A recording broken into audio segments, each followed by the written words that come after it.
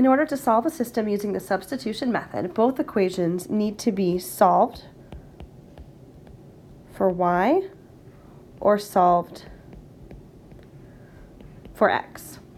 In other words, they need to look like y equals or x equals.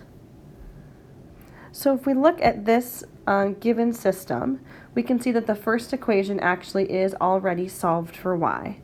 So we actually have another way of expressing y. We know that y is the same thing as 2x minus 5. Before we can solve using the substitution method, we have to rewrite this second equation, also solved for y. That is, we need to get y by itself. So here's y.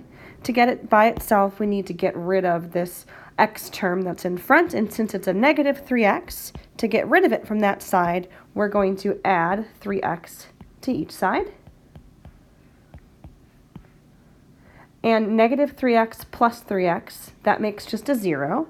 And all that's left over on this side is just the y. So we'll write y equals, and then negative 9 plus 3x, well, that just is negative 9 plus 3x. So now we have another way to express y. Y is the same thing as negative 9 plus 3x. So if y is equal to 2x minus 5 and y is equal to negative 9 plus 3x, that means that these two circled expressions must be equal to each other. So we'll set them equal, and then we can solve for x. So we'll set equal 2x minus 5 and negative 9 plus 3x. To solve for x, we have to get x just on one side of the equation, and I'm going to do that by subtracting 2x from each side.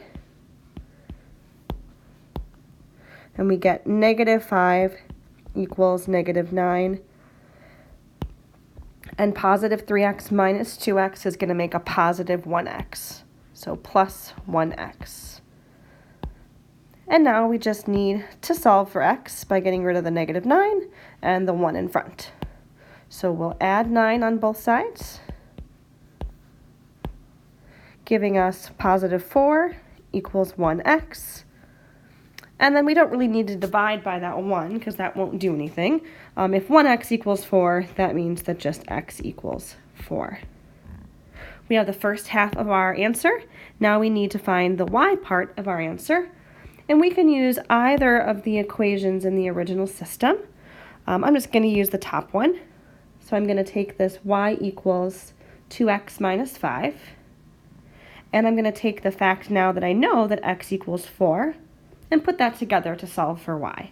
So I'll write y equals 2 times negative 4, times positive 4, minus 5. So I've just substituted 4 in place of x in that equation. And now we'll just evaluate. 2 times 4 is 8. And 8 minus 5 is 3. So y equals 3.